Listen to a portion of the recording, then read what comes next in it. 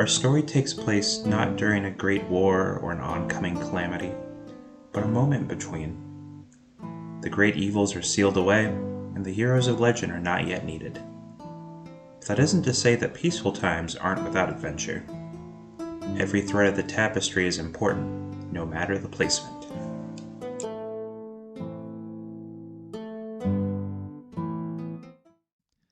Hello everyone, and welcome back to Threads, a D&D 5e solo story. I'm Hermit. I'm going to be your intrepid dungeon master and intrepid players as we keep going through this little campaign I've set up for us. So, as you know, if you've been following along, the three of us, that is Hirruk, Bertram, and Loudmouth, are trying to get to the royal capital. All each kind of have their own reasons. We don't really know Hirruk's yet, but we know that Bertram is serving as a guide for Hirruk because he is a dwarf cleric. He's not really knowledgeable of the ways of man, but our dear halfling rogue here, Bertram, is very familiar. Loudmouth is an amnesiac. His tongue was cut out when he was found, and he's not really sure what to do. But our friends do know there's quite a few very wonderful doctors in the royal capital of the human realm, so they're going to take him there and hopefully get him help. So in the last two episodes, we found out that we needed to get some money to charter a riverboat to cross this giant river between the town we're at and the next leg of our journey. We didn't have a lot of money, so we decided to take up some odd jobs here and there. We were approached by a young apothecary woman named Linnea. She needed us to go deep into the forest, into a cave that has a very particular type of mushroom she needs for her medicines. She'd normally go, but her mother was apparently sick and she wasn't able to leave her side all that often. So we entered the cave, finally, in the last episode, and we fought some rats. It was a lot of fun. But as we reached the end of the cave, turns out there's an ambush waiting for us. It turns out Linnea wasn't quite honest about what was going on. A dwarf is at his best underground. Or at least that's what Hirruk thought. This side venture had been frustrating in some ways and humbled him a bit, but he was at least enjoying the location. Now I think as the three get further in, they start to hear the sound of running water. Must be some kind of underground river flowing through here. The water's clean, we can at least stock up. That's good. After that wolf attack, we did lose quite a few of our rations. We need to really consider foraging once we get out of here. Loudmouth nodded. A slight growl came from his stomach. The cave gets quite a bit colder as they get further in. And as the cave floor opens up, they actually do see the river that's running through it.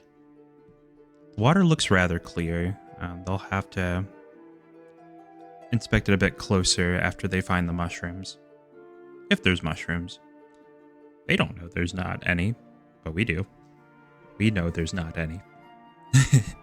So yeah, I'm going to have Hirruk kind of act as the scout. He might, he has a pretty decent perception, so he might see something. So I'm going to have him move up. And I'm going to... I'm going to have him roll d20 plus 2. Not enough. So he sees nothing, he hears nothing, and he's going to kind of signal to the other two to move up. So Bertram's going to move up, Loudmouth will be behind, and as soon as he steps out here, two men appear from the side and stand right in front of him.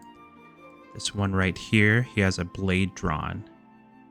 And he says to the party, "All right, put your weapons on the ground, put your valuables on the ground. We can make this nice and easy." I think after the initial shock wears off, Hirruk's gonna kind of slowly go for his mace and his brows furrowed.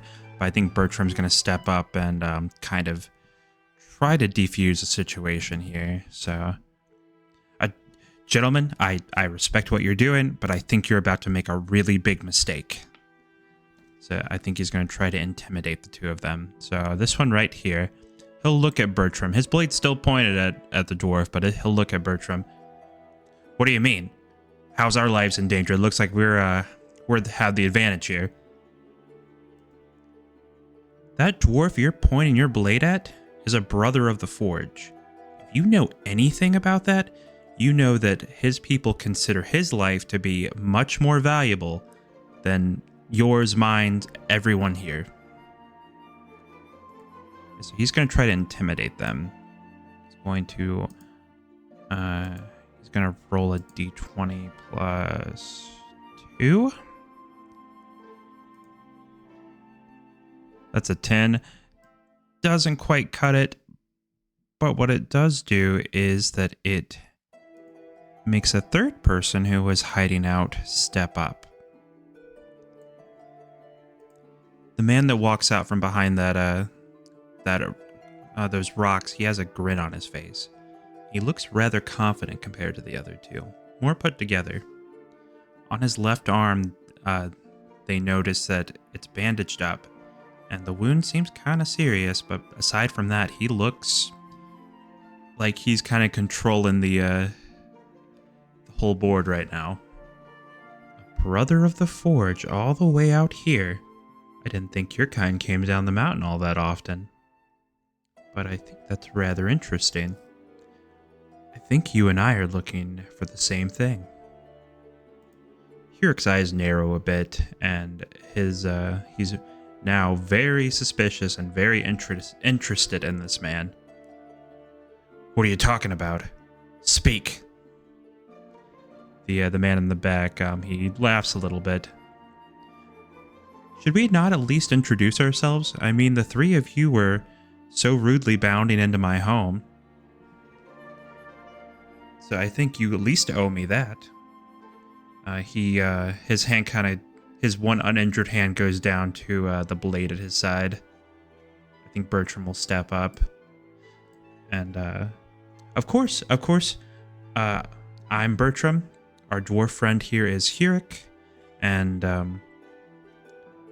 I think that they already know that Loudmouth is back there, so he'll say, and our friend back there is Loudmouth. And who might you be? I think the man back there will introduce, he'll say that this man right here is named Rav, this man is Lars, and he'll say, and my name is Calloway. Now, I think that name might have some significance for Bertram, so I'm going to have him make a roll for it. I'm going to have him do a 2d20. I'm going to have him roll with advantage. So if you don't know what that means, when you roll with advantage, you're going to roll 2d20s, and you'll take the highest at each outcome. So it's a 2d20 plus 2.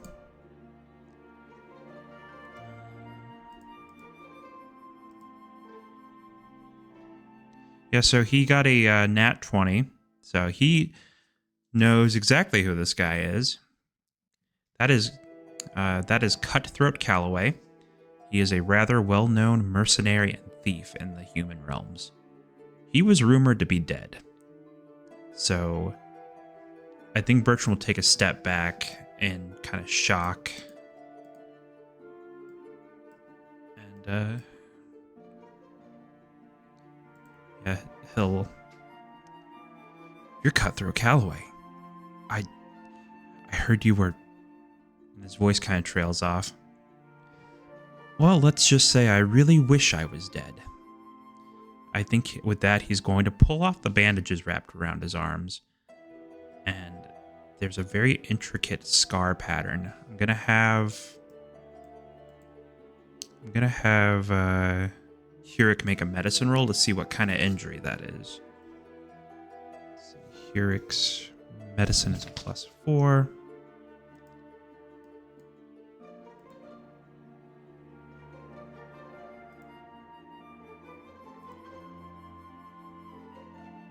So that is a 12 plus 4 is 16. He knows those are burn marks.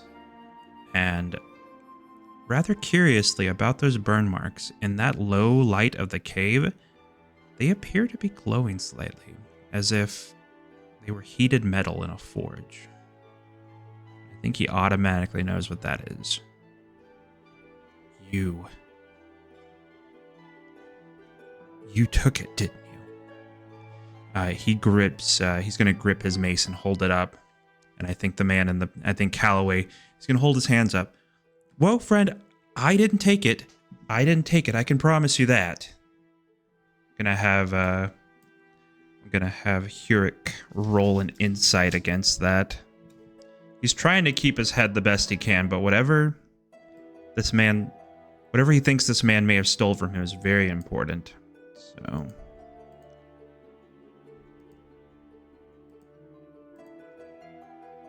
roll a d20 plus 4. So that is a 23, so it's a 19 on the dice. Calloway doesn't appear to be lying. I didn't take it. I did try to use it, and for whatever reason, it didn't like me very much. So I think Bertram's going to look at Hirruk and say, what's going on? What is he talking about?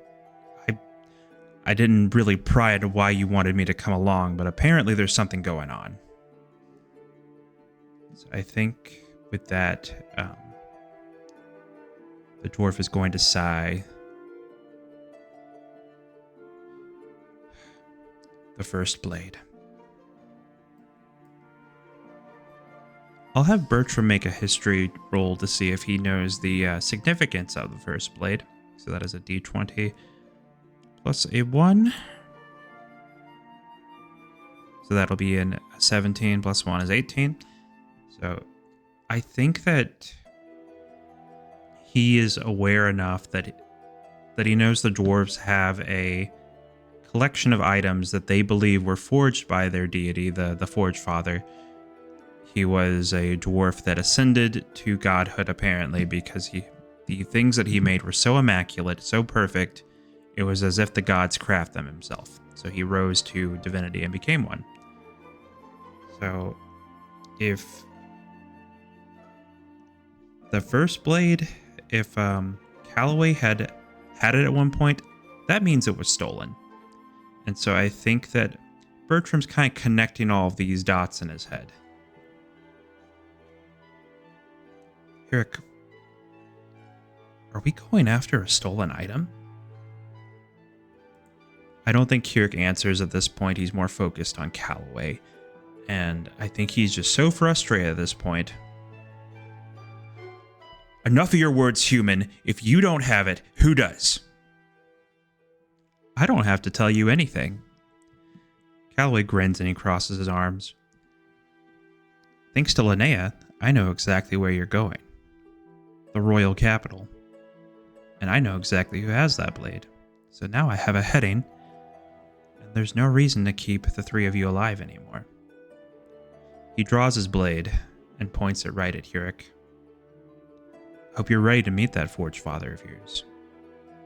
And with that, we roll initiative. Alright, if you have watched the last 2 episodes, you guys know how I handle initiative.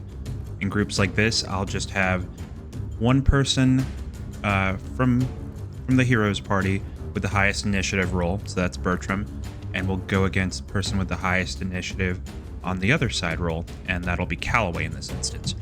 So Bertram has a +3 to initiative, so we're gonna roll a d20.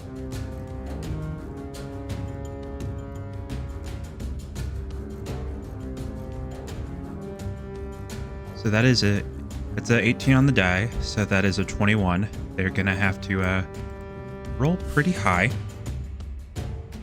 So there will also be a +3.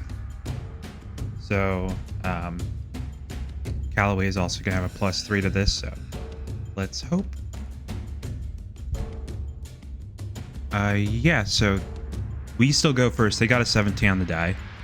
So we beat them by Just barely. Okay, so we're gonna start off.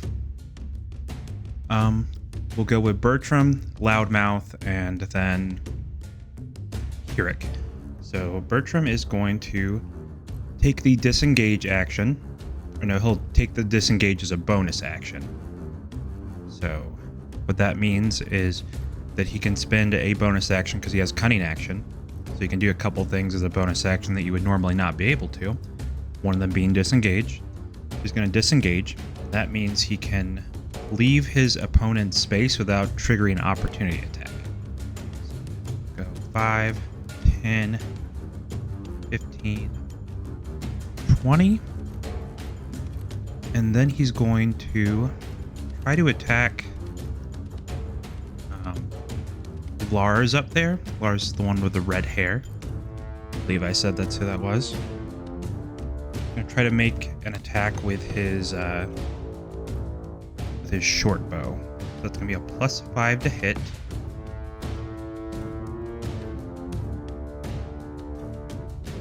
That is a 6, 7, 8, 9, 10, 11. And that just misses. So that's all that Bertram can do. But we're going to go to Loudmouth. And he's itching to fight. He was so impatient having to deal with all that talking because he can't meaningfully engage with that.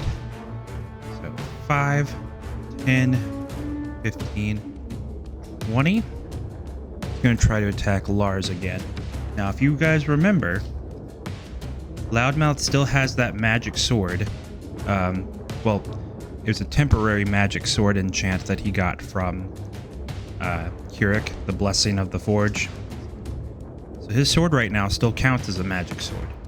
So he'll get a +6 to hit. So let's try that again on Lars.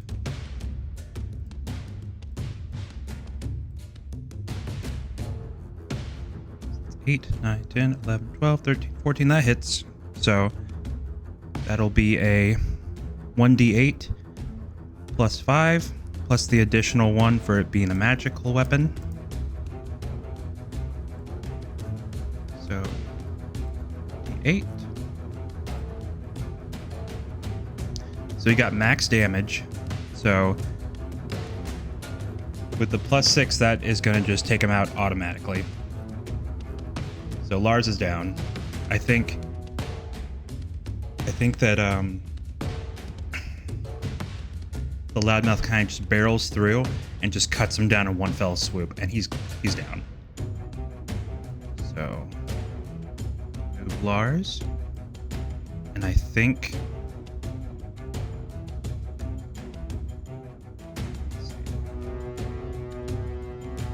that'll be it for them. Then we'll have Hirruk. I think Hirruk is going to try to attack Rav. He's going to use his Warhammer. So it's going to be another +5.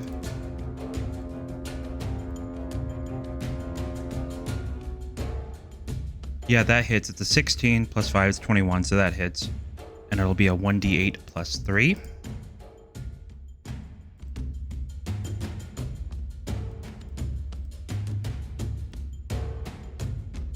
So that's a 4, 7. It doesn't quite take him out. But yeah, it doesn't quite take him out.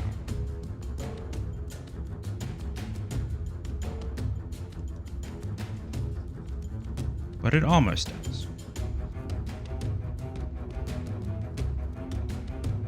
Okay.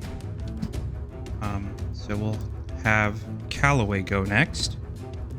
I think Calloway sees Lars gets taken out immediately, and he's going to judge Loudmouth to be the biggest threat. So he's going to take a few steps back. So 5, 10, and he raises up the arm, the Loudmouth, that had those glowing burn marks on it. And he seems to be focusing intently. He's going to make a ranged magic attack against Loudmouth. So it'll be a 1 be a D20 plus 2.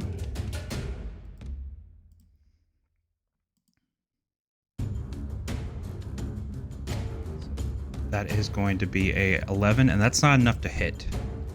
But he does have multi-attack, so he is going to use a... I think he's going to try to close the distance.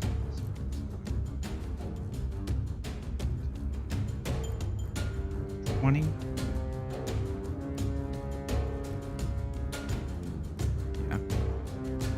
Try to close the distance, and he's going to try to attack with his scimitar.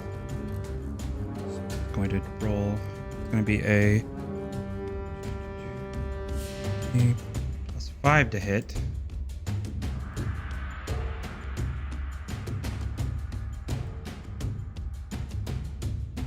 Let's see. Loudmouth, that's going to be an 18. Yeah, that just meets it for Loudmouth. So when you are rolling to try to hit someone, you want to meet it or beat it. So he rolled a 13 plus 5, that's 18. And that is going to be a 1d6 plus 3.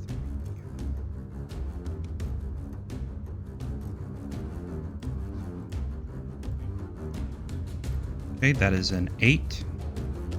So he got Loudmouth pretty good. I think he got him across the face real good, and now I think that ever since Loudmouth, whatever happened to him happened, he's very wary of having his face attacked, so that might have thrown him a little bit. Okay. So that leaves Rav. Rav's going to try to attack excuse me. Rav's going to try to attack Hirruk. So that'll be a scimitar. So that'll be a plus 3 to hit.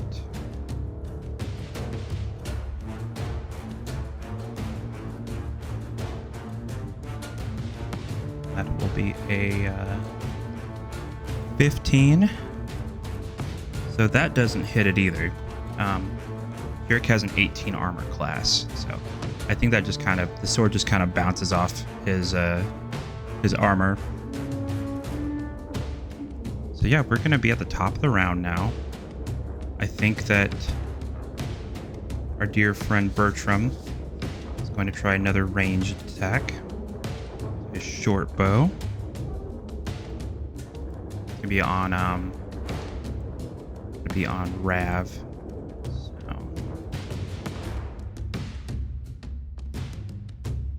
Yeah, 17 plus 5, that hits. So that'll be a 1d6 plus 3.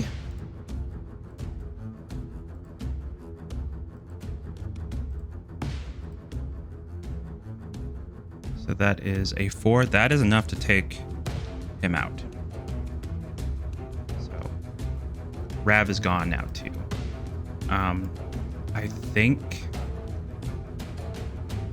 I think that stuff's going to be happening now. So we're going to be moving on to the Loudmouth. Loudmouth is going to try to attack. He's going to try to attack Calloway with a sword. So that'll be a 1d20 plus 6 to hit. Yes, that's a 17 plus the 6. Yeah, so that hits. So that'll be a 1d8 plus 6. So that'll be a 9. So that was a pretty good hit, but Calloway's still standing strong. I think that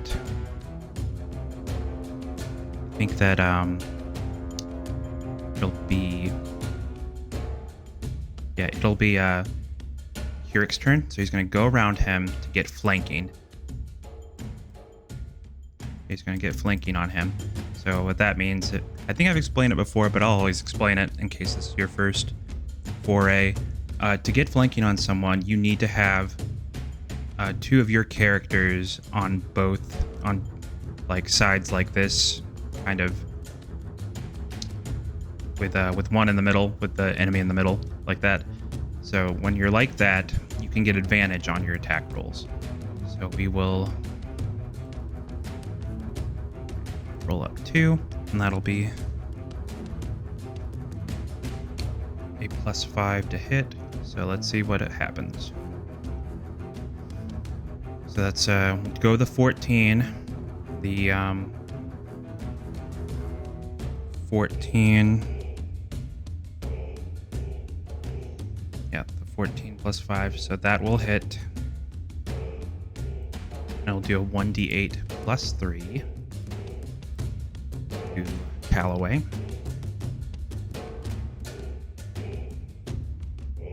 So that's a 4. Okay. That was a pretty good hit into. I think that got him on the head real good. Got to like cross the cheek. But it is Calloway's turn now. And I think between all of that, I'm gonna have him ready in action. He's gonna forego taking any action right now. And I'm gonna have that, he's reaching into his bag and he's gonna try to ready in action. It's me top of the round. And I think that Bertram is going to make use of Calloway being distracted to try to hit him again with his short bow. So he's gonna knock an arrow, pull it back, and he's going to try to attack. So it'll be d20 +5, and it whiffs. So he doesn't get to do anything. I think he'll just cheer on the other guys, like, yeah, we almost got him down.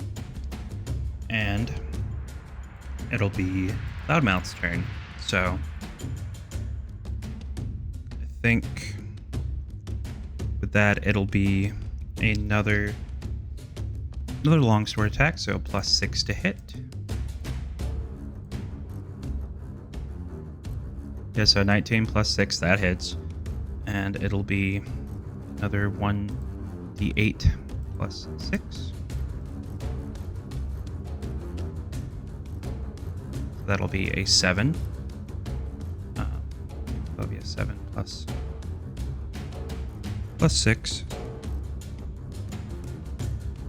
Yeah, so I think as soon as that blade connects with him and he takes that damage, Calloway is going to finally pull out whatever he got from his bag, and he's going to use that action. So I had his reaction be the next time he takes damage. So that has been fulfilled. And so when he pulls that out,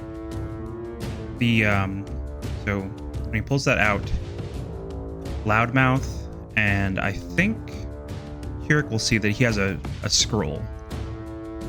The scroll opens up and the text on it starts to glow. And there's a bright flash of light, and he's gone. So we're out of combat. And now, yeah, and now Calloway's gone. So I think our group is dusting themselves off, and they're, huffing and puffing. I haven't been in so many fights since I started traveling with you, Hirruk. It's like you don't even try to settle things. I think Hirruk is panting too, and he examines Loudmouth, see if he's okay. He's got a couple bumps and cuts, but he should be fine. I think that they're going to examine the body, see what's on them. I'll have Bertram make a investigation roll. And I'll have I'll have Hirruk use guidance. So guidance is a cantrip that lets you bless someone whenever they make like particular rolls like skill checks. You can add a 1d4 to whatever outcome it is. Because I really want them to find some stuff on Lars and Rav. So we will roll the d20 for Bertram's investigation.